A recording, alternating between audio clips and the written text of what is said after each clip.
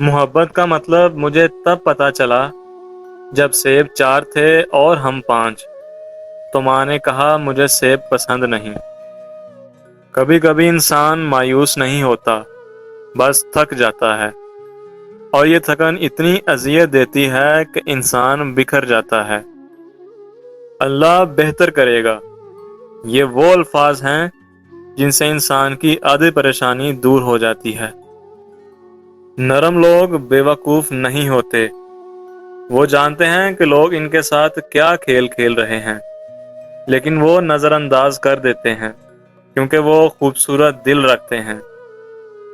عبادتیں صرف جائے نماز پر ہی نہیں ہوتیں، بلکہ عبادتیں میٹھی زبان، دھیمے لہجے، ہمدردانہ اور عاجزانہ رویوں سے بھی ہوتی ہیں۔ ہر کامیاب شخص کے پیچھے اس کی ماں کی دعا ضرور ہوتی ہے۔ اخلاق اور رویوں کی بدصورتی کا احساس ہمیں اس وقت تک نہیں ہوتا جب تک وہ ہمارے ساتھ نہ برتے جائیں۔ سب کچھ کھونے کے بعد بھی اگر آپ کے اندر حوصلہ باقی ہے تو سمجھ لیجئے کہ ابھی بھی آپ نے کچھ نہیں کھویا۔ انسان خوش فہمیوں سے نکل آئے تو زندگی کے اصول آئینے کی طرح شفاف نظر آتے ہیں۔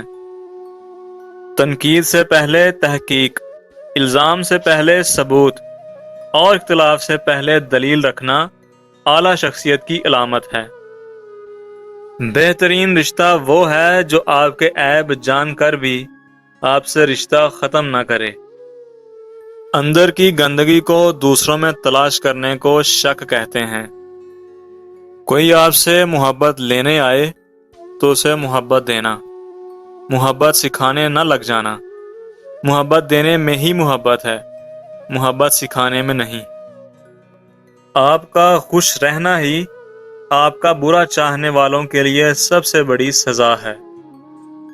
اللہ تمہارے دل سے کسی چیز کا خیال تب تک نہیں نکالتا جب تک تمہارے نصیب میں اس کے ملنے کی گنجائش رہتی ہے۔ ہر انسان کے پاس 2 راستے ہوتے ہیں، جیسی زندگی گزر رہی ہے گزارتا رہے، یا پھر ہمت کرے اور زندگی بدل ڈالے۔ محبت کا سبق بارش سے سیکھو، جو پھولوں کے ساتھ ساتھ کانٹوں پر بھی برستی ہے۔ کبھی کبھی میٹھی گفتگو کر کے لوگ آپ کو عزت نہیں، دھوکہ دے رہے ہوتے ہیں۔ دنیا میں 2 طرح کے درد ہوتے ہیں، ایک وہ درد جو آپ کو تکلیف دے، اور دوسرا وہ جو آپ کو بدل دے۔ صبر کی حد یہ ہے کہ اللہ کی تقسیم اور اپنی تقدیر پر کوئی اعتراض نہ ہو۔ کسی رشتے کو کتنی بھی محبت سے باندھا گیا ہو، اگر عزت اور لحاظ چلا جائے تو محبت بھی چلی جاتی ہے۔ ہفتے میں ایک بار ضرور کسی غریب کو اچھا کھانا کھلاؤ، اور اپنے مال کا کچھ حصہ اللہ کی راہ میں دے دو۔ اللہ سے تجارت شروع کر دو، رزق اتنا بڑھ جائے گا کہ سنبھالا ہی نہ جائے گا۔